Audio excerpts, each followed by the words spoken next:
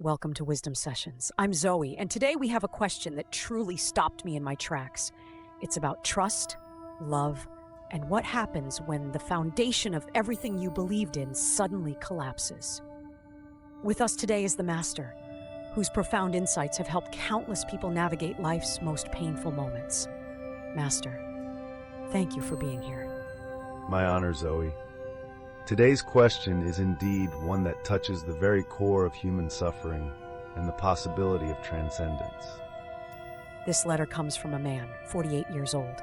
He writes with raw honesty about a discovery that shattered his world. Let me read his words. Master, I don't know where else to turn. 2 weeks ago, I did DNA tests on my 3 children. The results destroyed me. 2 of them, my eldest and my youngest, are not biologically mine. My wife of over 20 years finally confessed she had an old relationship she never told me about. For all these years, I believed I was living in a home built on love, but now I realize I was just playing a role. I'm in pain, but what hurts most is that those 2 children still call me Dad. I love them, but every time I look at them, my heart tears apart. I can't tell anyone. How do I go on living when my trust has been betrayed, yet I still must be a father? Master, I'm not asking about laws or punishment. I just want to know how to breathe again. Master, your thoughts? My friend, when you say your trust has been betrayed, what you truly mean is your illusion has been shattered. And this is a very important distinction to understand, because true trust, real trust, cannot be betrayed. Only illusions can collapse. You see, you believed your wife was honest, your happiness was unshakable, your family was exactly as it appeared. But deep down, you didn't truly trust life itself. You trusted only the image you created of it.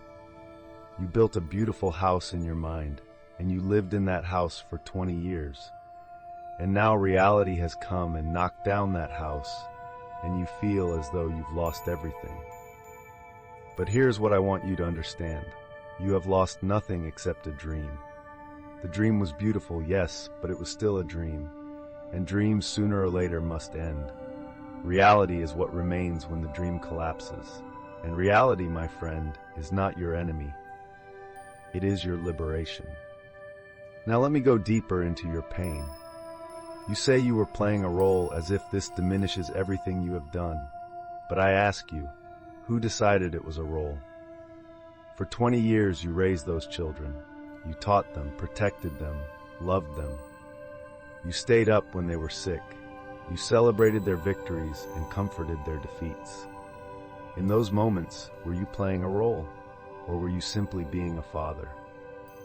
You see, men often think of themselves as strong, yet they are most fragile when the role they cling to is taken away.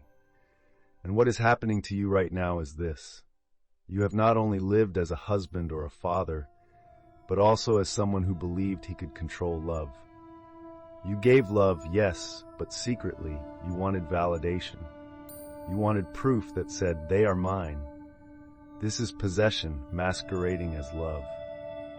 And so when the truth came, you felt as if the love you had given was meaningless. But no, my friend, this is precisely the moment when life is testing whether your love is real or merely possession.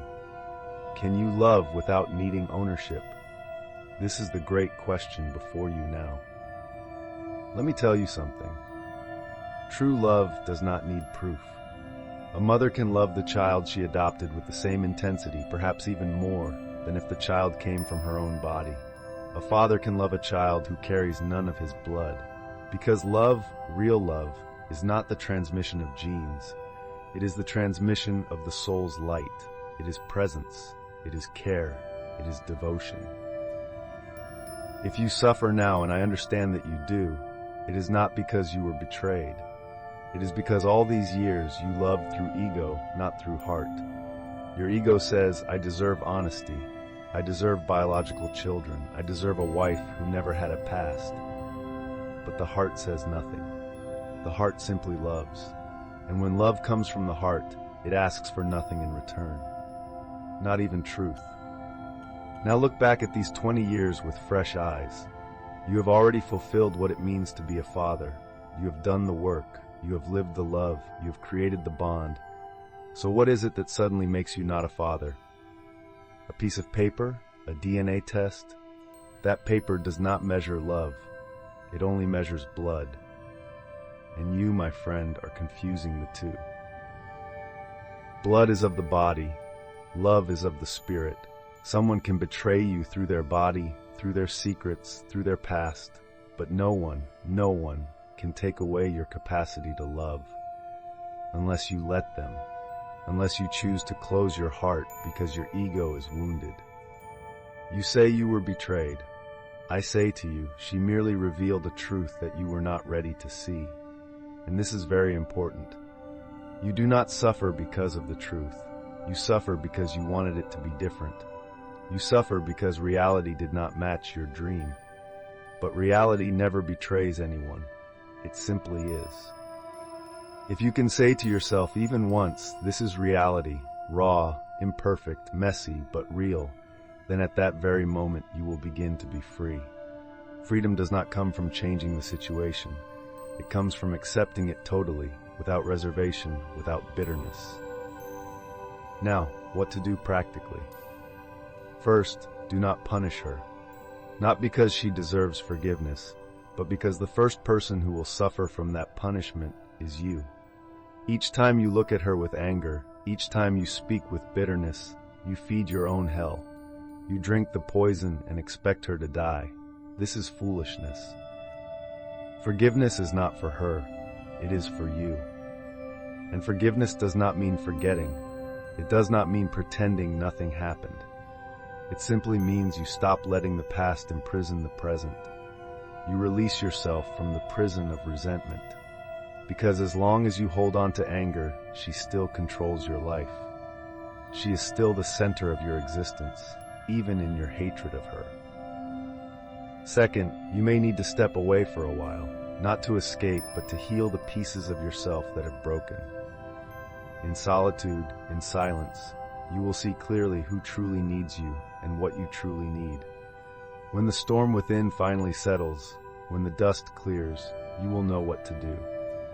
The answer will come not from your mind, but from a deeper place. And here is what I believe you will discover. Those children, they are innocent. They did nothing wrong. They still call you dad because you are their dad. Not because of biology, but because of love. And if one day, perhaps not today, perhaps not tomorrow, but one day, if you can look at those children and smile, if you can still say dad loves you without bitterness in your heart, without that tearing feeling, then you will have already transcended what the world calls betrayal. Let me tell you the deepest truth. Love does not die when someone betrays you.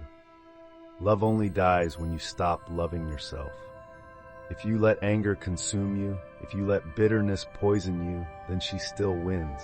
She still has power over you. But if you remain calm, if you remain centered, if you find your way back to your own peace, then you reclaim sovereignty over your own soul. This is real strength. And one final thing. When someone's trust is shattered, the temptation is to rush out and find another person to fill the void, to prove you are still worthy of love. Do not do this. Instead, find the part of yourself that was wounded long ago. Because others can only hurt you where you have already been weak. Heal that part. Become whole unto yourself, and then no one will ever break you again. You asked how to breathe again. I tell you, breathe without needing anything from anyone. Breathe knowing you are complete as you are. Breathe understanding that what happened was not about you. It was her story, her past, her choices. You just happened to be there. Do not carry her burden as your identity. And remember this, they can take away your title, they can take away your certainty, they can take away your illusions, but they cannot take away your humanity. They cannot take away the love you gave. That love is yours forever. It has already happened, it is already real, and nothing, no DNA test, no revelation, no betrayal can erase that reality. Master, I'm deeply moved. What strikes me most is your distinction between love as possession and love as freedom. So many of us, myself included, we think we're loving freely, but really we're loving with conditions, with expectations. And this idea that forgiveness is not for the other person, but for our own liberation, that's something I think everyone listening needs to hear. We hold on to anger thinking it protects us, but really it's a prison we build for ourselves. Master, thank you for this profound teaching. I believe this man, if he hears these words, he will find his way not to revenge, but to peace. Peace is always available, Zoe. It is not found in changing the past or controlling others. It is found in accepting what is and choosing how we respond. That is where true power lies. That is where freedom begins. Beautiful. To everyone listening, if this session resonated with you, please subscribe to our channel, hit the notification bell so you never miss these wisdom sessions, and share this with someone who might need to hear it. Your comments and questions are what make this show possible. And remember, as the Master teaches us, when one door of trust closes, don't keep trying to open it again. Turn toward yourself, for there an entire sky still awaits your breath. I'm Zoe, and we'll see you in the next wisdom session. Until we meet again, my friends, may you find the courage to love without needing to possess, and the wisdom to forgive without needing to forget.